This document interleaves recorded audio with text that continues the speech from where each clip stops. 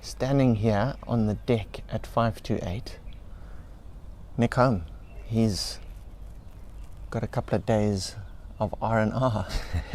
He's walked over 400 kilometers already, and he's completed the Zimbabwean side of the lake. We've got Tweezer here with him.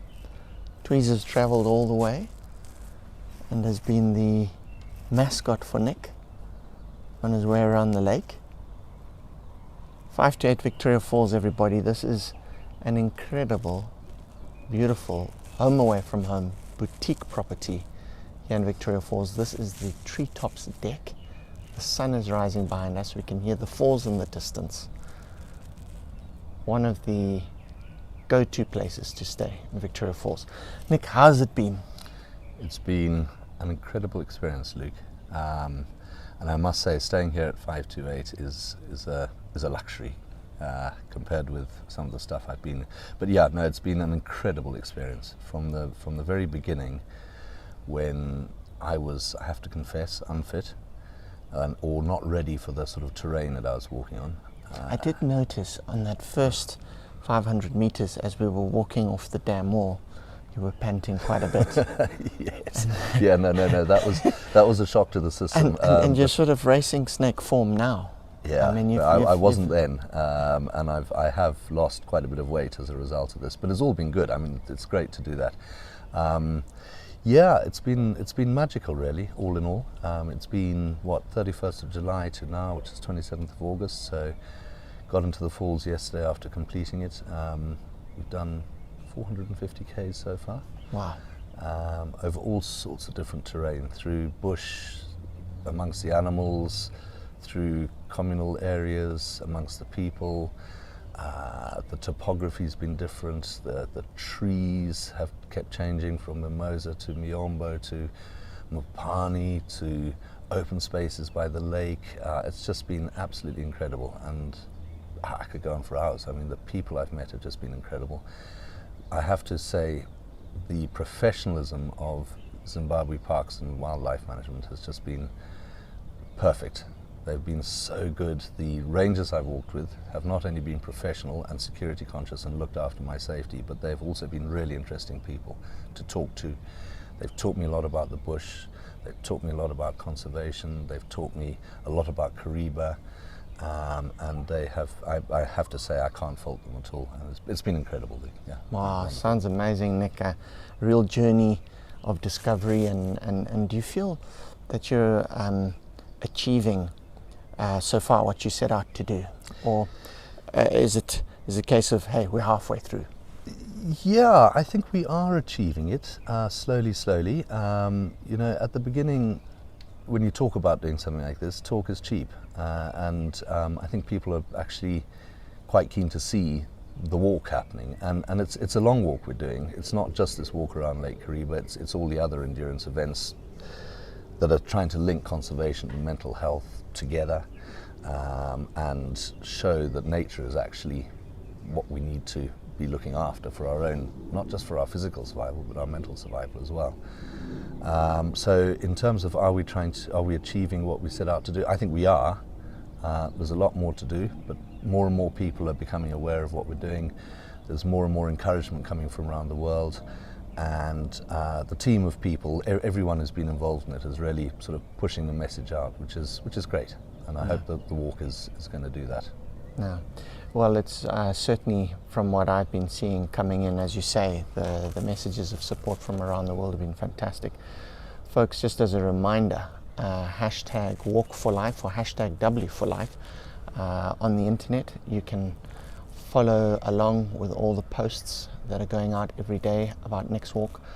Also on the Zambezia, that's ZAMBESIA.com website, you can follow Nick's walk, you can track him, you can see at the moment that he's here at 528 in Victoria Falls, and the main reason he's in Victoria Falls is because he needs to clear customs to get across to the Zambian side, and there's no easy place to do that by the lake at Milabisi, which is where he stopped and need to continue on the Zambian side. But Nick, now obviously change of country, change of scenery. What are you expecting on the Zambian leg? I don't know what to expect really. I know it's Lake Kariba, so I know the sort of temperatures and the environment that I'll be walking in. I believe there's a lot more people living along the shores of Zambia, so I'm looking forward to interacting with them. I'm looking forward to learning more of the Tonga customs that I've been starting to learn about here in Kariba. I know it's going to be hotter because September is starting to warm up, so I've got to think about, you know, how much I walk, how long I walk for each day, starting really early as the sun comes up and then going till probably 9 or 10 in the morning and then possibly calling it a day because it just gets really hot. I mean, my clothes by the end of the day are absolutely dripping. So a lot of water needs to be consumed just to keep rehydrated. But I'm looking forward to it because it's a part of the lake I don't know. So I'm looking forward to meeting the people that live along there. Yeah, I can imagine. Any idea at this point of a possible date that you'll be arriving back at the dam wall to finish the walk off? So yeah, that's a difficult one because the schedule is probably towards the last week of September. But you've been moving pretty quickly Yeah, already through this section. I mean, quicker you've been doing days of 30 kilometers plus on a... correct. So quicker than I thought I'd be able to. We were aiming to average about 15 Ks a day. We've ended up averaging about 19 and a half per day. There have been days when we've pushed 30, I think 33 Ks was the longest we've done. And that was quite hard work. So yeah, I'm not going to race it. The aim is to really push this awareness, and I think we're aiming for last week of September. Okay. To finish back on the dam wall where we started. Yeah, you don't want to move too quickly when you're moving through such beautiful scenery Exactly. and picking up great relationships along the way. Yeah.